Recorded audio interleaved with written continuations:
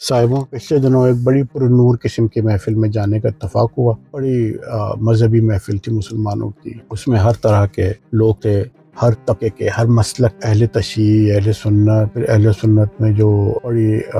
باوقار قسم کے جو تفرقے ہیں، اہل حدیث اور بریلوی اور دیوبندی اور شافعی تو حنبلی تو مالکی تو یہ تو وہ، تو وہاں پہ اس قسم کی محفلیں عموماً ابتدا ان کی بریانی قورمے اور بڑے اچھے کھانے سے ہوتی ہے۔ آپ جس ملک میں بیٹھے ہیں مندیوں سے اور کبابوں سے، اس قسم کی محفل میں کو پتہ ہے اس محفل کی ابتدا، اس قسم کی محفلوں کی ابتدا آپ کو پتہ ہے بہت اچھے کھانے سے، بہت اچھے، پھر اس کے بعد چائے اور قہوے سے ہوتی ہے، اس کے بعد پھر اس قسم کی گفتگو شروع ہوتی ہے جس میں اسلام کو ٹھیک کرنا ہوتا ہے۔ تو بڑی پھر وہ بحث شروع ہوئی مسالے کے جو تفرق پہ اعتراض، شیعہ سنیوں کے حدیثوں پہ، دنیا بھر کے اعتراضات۔ تو میرے جیسے جو دولے شاہ کے چوہے ہیں جن کو کچھ پتہ نہیں ہے کیا بولنا ہے کیا نہیں بولنا، ان کی عقل بہت چھوٹی ہے، ان کو پڑھنا لکھنا آتا نہیں، ہم منافق ہوں، جب یہ منافق ہیں سارے میرے جیسے جو ہے 1%۔ میں نے ان سے پوچھا کہ یار اگر معاشرے پہ نظر دوڑائیں آپ آس پاس، 90 سے 99% برائیاں صرف اور صرف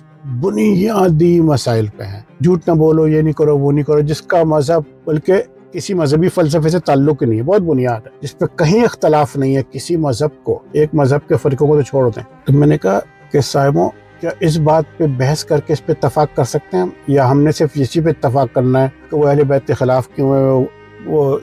بغض علی، بغض معاویہ، بغض یہ، بغض وہ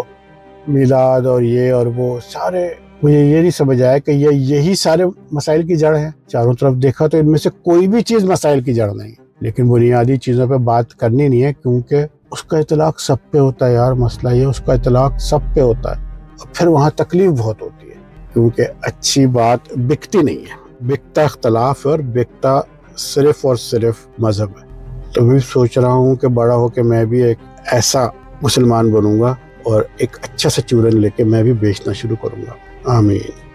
ہاں، مجھ جیسے منافق زندہ ہیں اور بس اسی لیے شرمندہ ہیں۔